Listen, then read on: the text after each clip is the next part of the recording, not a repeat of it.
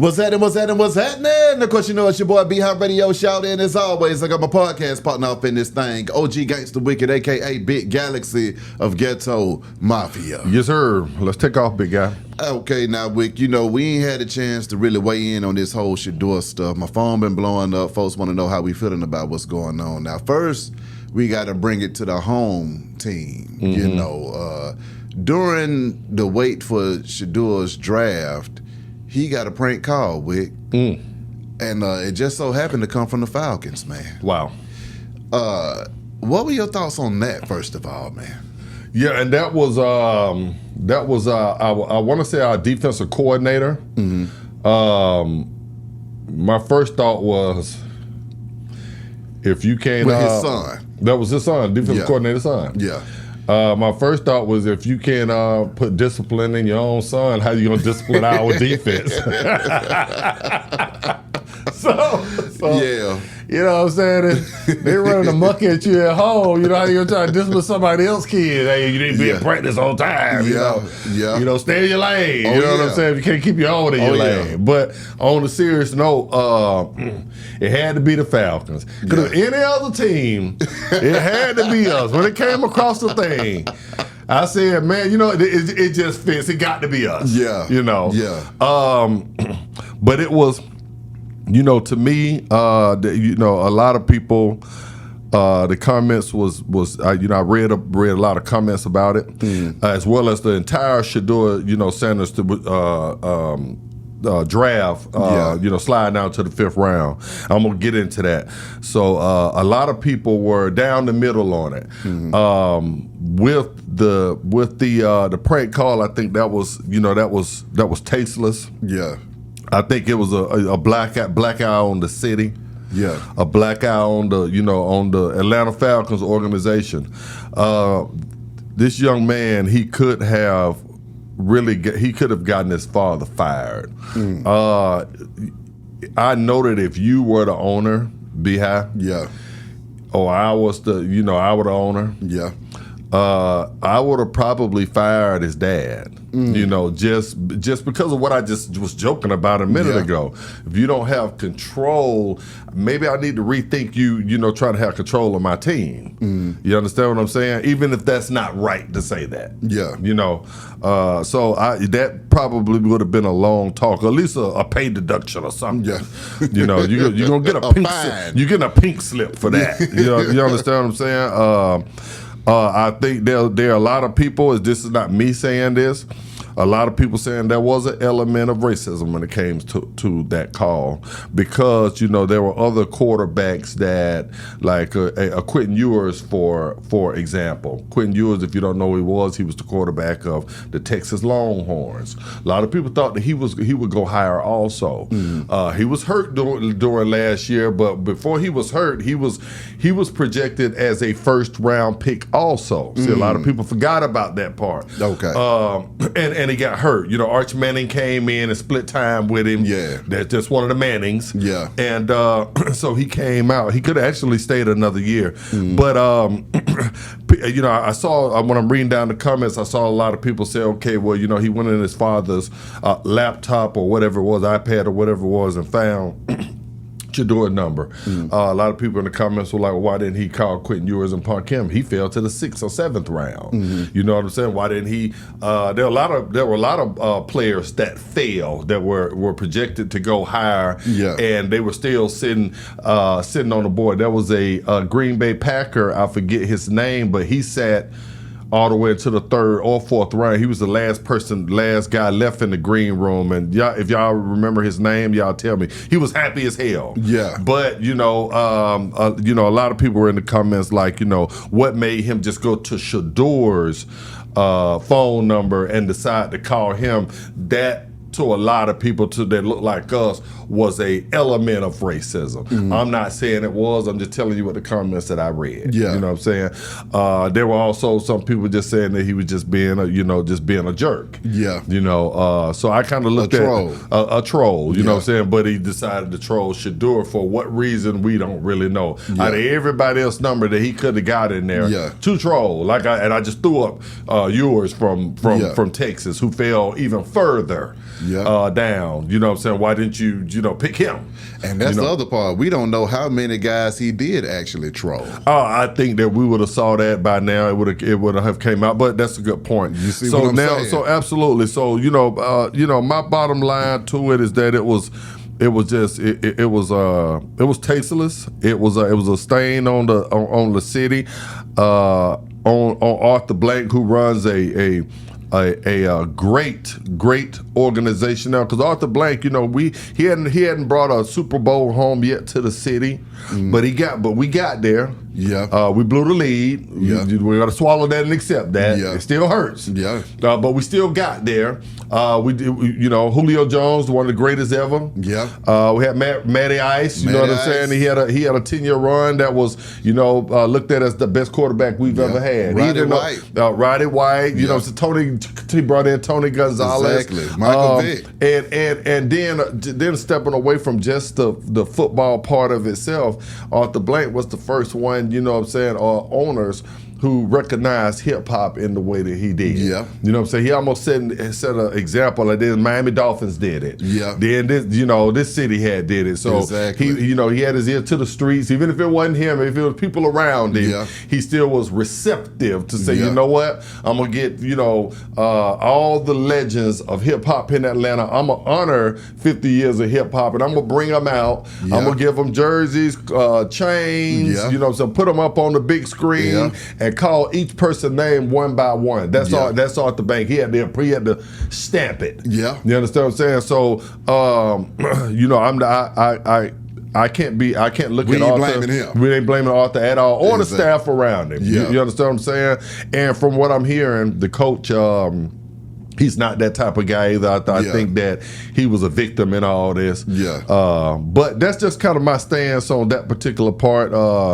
I'm gonna let you talk. You get in it first, and then we can go to Shedeur, what I really want to kind of talk about. Well, but that whole Falcons thing, you pretty much, button that up right there. That just is what it is. I think that was an isolated incident of a young troll trying to get some clout off of Shedeur Sanders and add insult to injury and get a kick out of it. I mean, folks like to troll. They videotape themselves trolling. So, I mean, trolls do anything for clout in this day and age. And clout ain't got no color. Folks don't care how they get it. They just thinking, this is my time to shine, and I'm about to shine on Shedeur. Right. And that's what happened with that. So, I mean, it's an isolated incident, and it was a terrible thing to do, and it pissed me off, too, when I saw it. But it is what it is. And I mean, like you say, no way is that a reflection on Arthur Blank and the organization. Correct. That's just an isolated incident of a troll being a troll doing what they do. Absolutely. And when it comes to Shedeur actually falling in the draft and everything that's going on with that, I understand what was going on with it, but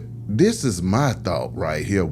I feel like Deion Sanders should have took a play out of LeVar Ball's playbook. Okay.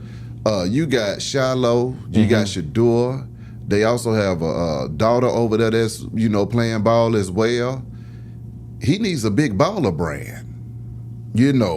LeVar Ball was ready to make the money off of his kids' fame and talent independently of the NBA, regardless of what was going to happen, to the point to where they created a junior NBA basketball association, because they were like, you know what, even if my kids ain't going to the NBA, I'm prepared to keep this ball rolling and getting money in another way. Now, what we do understand coming out of this draft is that Shedeur Sanders and Deion Sanders, they definitely have star power, and that star power equals up into money. So, I mean, regardless of where he was drafted at and what was going on, the Shedeur effect caused, the second day and the third day of the draft to be some of the most highest viewed drafts of all time, especially since COVID. So that lets you know what the star power situation is. So I'm thinking now, imagine all of the flexing and all of the talking that they're doing, but they're promoting their particular big baller brand.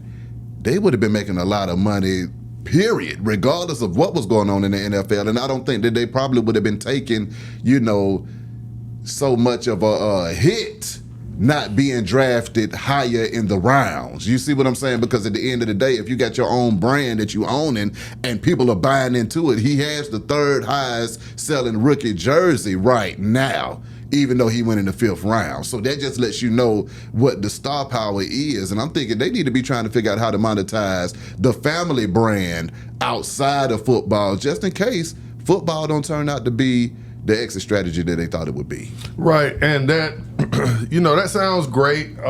You comparing Deion Sanders to Ball, but I'm gonna push back on you like this right here. Deion Sanders is not LeVar Ball. There's a lot of big differences. LeVar Ball wasn't rich like Deion Sanders is. That's right. LeVar Ball wasn't a head coach at a D1 school right now that he's getting $1 million check. That's right. Per year. Deion Sanders, what I think happened, and I get what you're saying. Well, I'm not saying that that's what happened. No, What he should. And then also when you talk about him being a ball player and a millionaire, that leads Deion to have a certain level of entitlement that LeVar Ball doesn't have. That's why he's creating those brands for his kids. That's the point of what I'm about to say. That needs to be happening regardless of how much money you got. You got to be planning your exit strategy. You can't be sitting over here playing with the house's money and then talking shit and thinking that it's going to be all good. Well, I think Shedeur, Shedeur, the exit strategy is my dad. I've been rich all my life, and I'm going to be rich. We have generational wealth, and that is my exit strategy. I get what you're saying. So you gonna put all the pressure on Deion then? So Deion got to keep on working until he passes out because he can't pass the touchdown. Deion can retire right now, and the family's good to have generational wealth. I think they want more. And I'm not saying that they don't. I'm just looking at it from the perspective of what other people are looking at it for.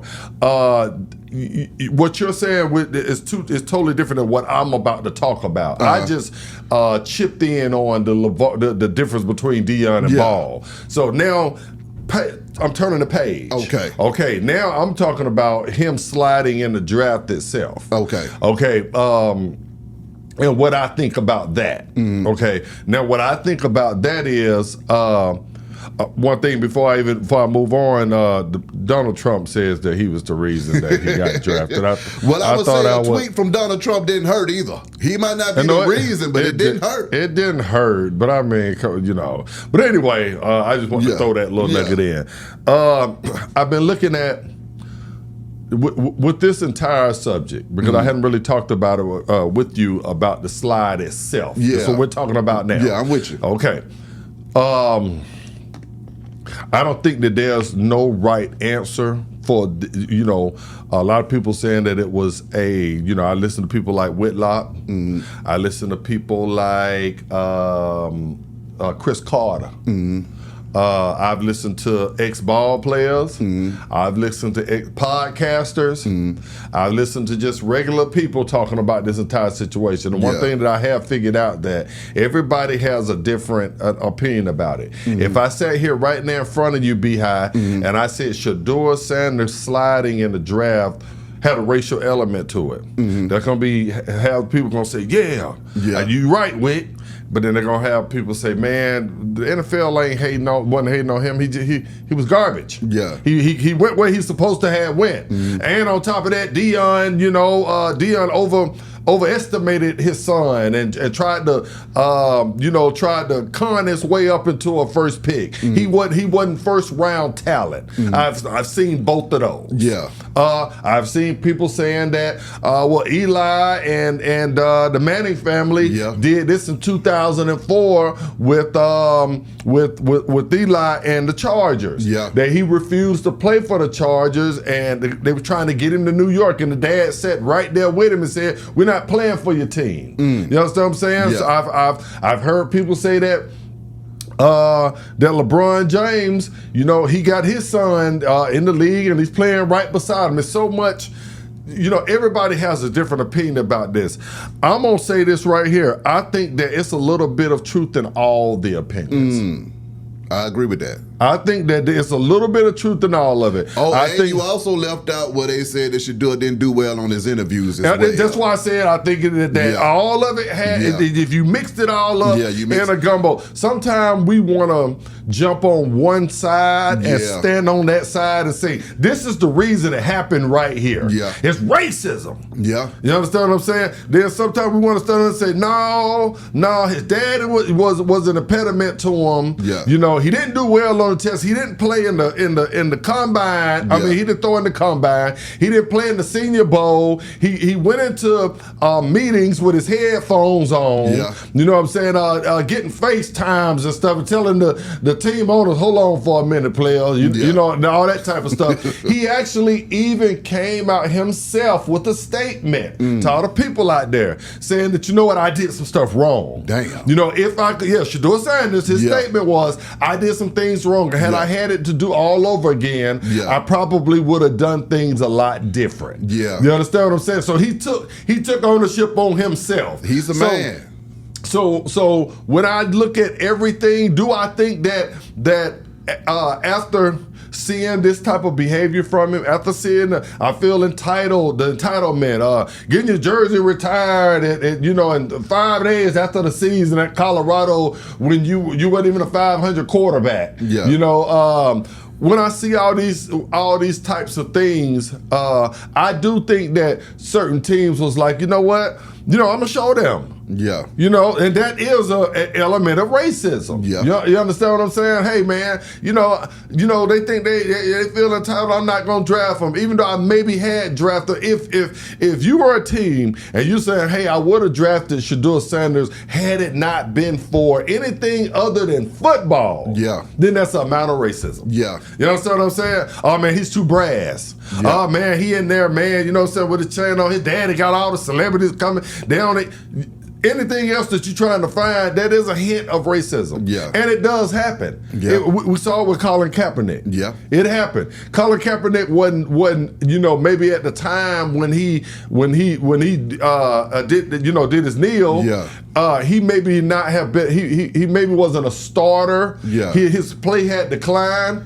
But we have Marcus Mariota in the league. Yeah. He played for the Atlanta Falcons. There's nobody out there, and I can start naming plenty backups, that Marcus Mariota was not better than Colin Kaepernick. Yeah. And 28 other backup quarterbacks. Yeah. So he still should have been in the league. So is that an element of racism? Yes. Yeah. Shedeur sliding to the 5th round, was that an element of racism in it? Yes. Yeah. But Shedeur also, primed the pump for this. Yeah. He also said himself that I should have, maybe I should have threw at the combine so they could see me. Yeah. Maybe I should have played in the Senior Bowl. Maybe I shouldn't have came in there with my Beats by Dre on and telling everybody to go to hell. Yeah. You understand what I'm saying? Hey, I'm Deion's son. I got it like this. Yeah. You know what I mean? So I think that it was a gumbo. Talking about New Orleans folks, it was a gumbo of all of it. All of it can be true.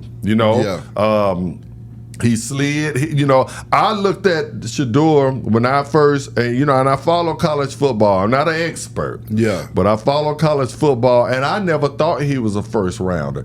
I thought to me, because that's how I think. Yeah. I thought to myself, and I would have done the exact same thing that Deion did. LeBron did it with his son. Yeah. Archie Manning did it with his son. Yeah. Even though Eli was accomplished. Eli played in the SEC. I want to say at Ole Miss, and he was one of the passing leaders in the toughest division. Yeah. So his situation was a little different than Shedeur. Yeah. You understand what I'm saying? I think that behind that, if Shedeur was like Eli or Peyton, yeah, I don't think none of that stuff would have mattered. I don't think the league is as racist as we want to make it out to be. Did they get to being racist after they felt like, hey man, the man brass and your talent don't even match up with your attitude, and you not throwing in none of the OTAs or whatever. Instead of you going second, we'll move you down to 5th. We'll move you down to 3rd. I think there was cahoots when it came to that. Yeah. But at the same time, time, I don't think the NFL is racist. If he was Cam Newton and Cam Newton had came in there with that same attitude and said I wasn't throwing, he would have still went number one. Yeah. You understand what I'm saying? Mike Vick was still gonna go where Mike Vick went. Yeah. Regardless. I think that the NFL, they're in business to win. Yeah. And if the talent is overwhelming, then they're gonna pick you. But if you already kind of straddling the fence, you don't have a lot of, leeway to be in there popping your collar yet. Yeah. If I'm already looking at you as a second to third round draft pick, and you come in there telling me I ain't throwing, blah, blah, blah, and blah, blah, blah, coming there with your chest out, then you know what, bruh, I didn't even look at you as a number one pick anyways. No, get the hell on. That's how I viewed it. I'm looking at it as a business too in the same breath. I think where Shedeur and Dion went wrong is that you can't play with day money and act how you want to act. I'm paying you. So I'm gonna put it to you like this when I say play with day money. Now, Dion, your son is coming to play in a league where I'm paying the bills. Right. You telling me that your son ain't gonna come and play for me because you don't care. Right, he did say that. He said, and I didn't bring that up. He said exactly. that. So now you telling me how to spend my money on my team. Mm-hmm. So that was strike one. You already said that you ain't gonna come and play for me, so I'm gonna keep my money over here. Right. Then you go into meetings, and if Shedeur's playing at the meetings, it's like, okay, you don't even respect the fact that I got millions of dollars to give you to come in here and act like you got some sense in an interview. Correct. For a job. Correct. So I think really what happened was he didn't do a good interview, and you didn't even do the combine. Right. So we talking about tens of millions of dollars that I'm about to give you, and you didn't even want to do the regular steps to get the money. Correct. So that means if you're doing that before you even get in the locker room, right. I don't even want to know what you think you're going to do when you get in the locker room. Correct. And your dad is going to be in our business too, because he's already pretty much said it. Dion made a statement, you know what I'm saying, if y'all not ready for a culture change, also then don't draft my son. Dion, Vinme said, do not draft my son. And so that means after I done gave you tens of millions of dollars of guaranteed money, you gonna come in here and tell me what to do? Correct. Ain't gonna happen. Correct. So it's like, okay, let me explain to them that you're not gonna get tens of millions of guaranteed dollars to tell me what to do. You can come here with this attitude if I can cut you and send you to the doggone practice squad after preseason. Right. You can have all the swag that you want. Right. If I don't have nothing to lose now. Correct. So I think more so the teams were protecting themselves against that kind of stuff that was going on. And that's what leads me back to my LeVar Ball comparison. Mm-hmm. If you gonna play them games, you need to have an infrastructure set up to where you can still enjoy the success and the financial benefits of having this kind of clout and popularity and momentum in this culture right now. Mm-hmm. And by you not having that, it kind of left you up on the wall looking crazy when they said, oh, no, we ain't going to give you no money. So now I was like, wait a minute, but we kind of wanted the money, y'all. So it's like, who wants to see that? You see what I'm saying? So it's like, you can't talk that talk unless you got the money to walk. Right. And that's really the best way to explain it for me. It's like, no, if you need the money, you're going to have to be humble. If you want the money, you're gonna have to be humble. He didn't even go to the draft. He didn't even attend the draft. That's a lot. That didn't really stick out to people. Yeah. But that's another red flag. Like, bruh, especially if you think that you're fixing to be the second quarterback taken off the board.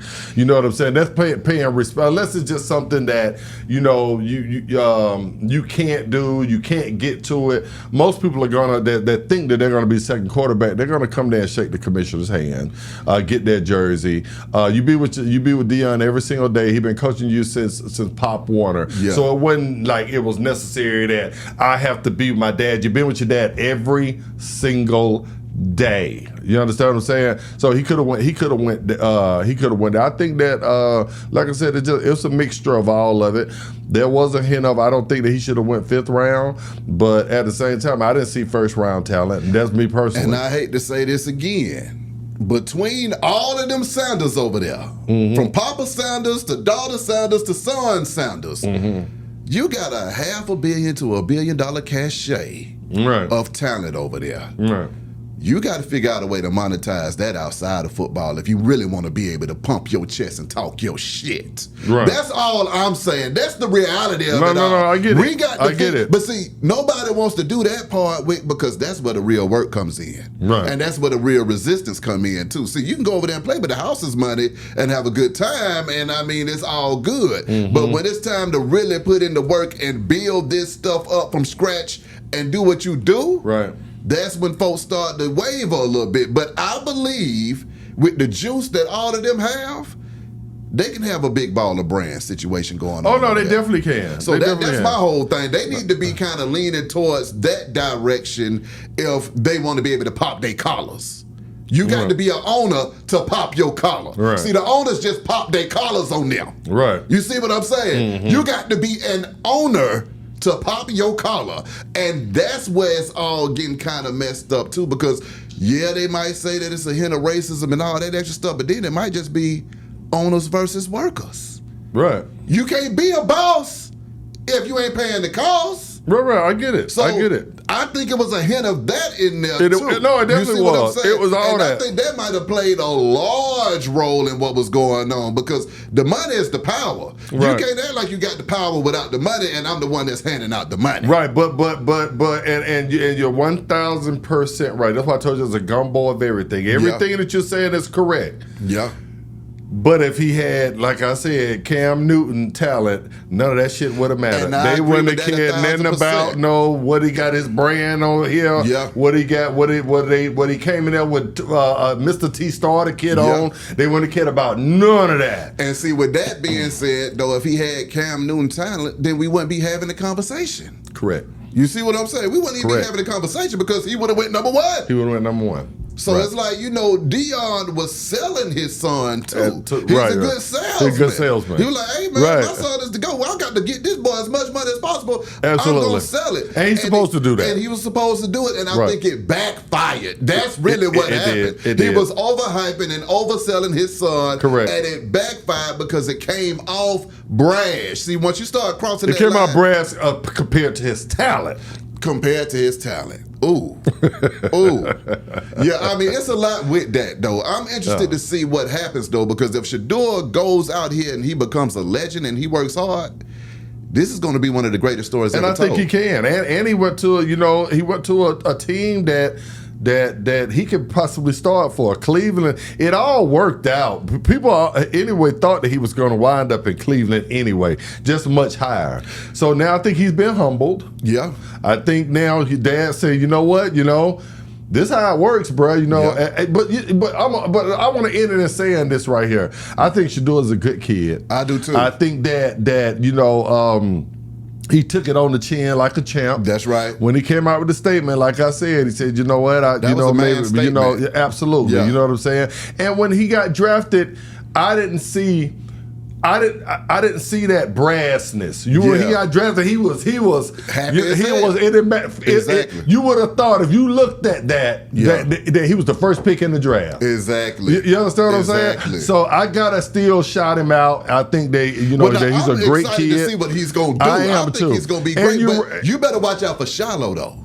That's the one I'm talking about right there, because see, while Shedeur got all the attention on him, you'll fuck around and look up and Shiloh will slide into the Hall of Fame behind everybody's back. Well, we're going to see. Because he's in the league too now. Right. So, I mean, it's all about work ethic now. I mean, Shiloh might get out there and show his ass, and next thing you know, he might go out as one of the greatest. Yeah. Because he's got the same family, Well, at the end of the day, man, prime time is an Atlanta Falcon to me at heart. Forever. Deion can never do any wrong. That's right. Sitting here even, trying to critique, Deion at all. Yeah. Was stressful for me to come in and have to even say that. I agree, because nobody even wants to say anything. Absolutely. But you know what I'm saying?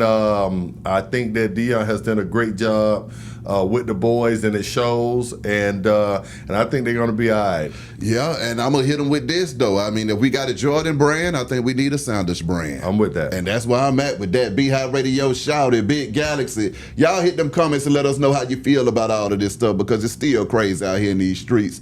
I'll let y'all in a minute, man. We gone.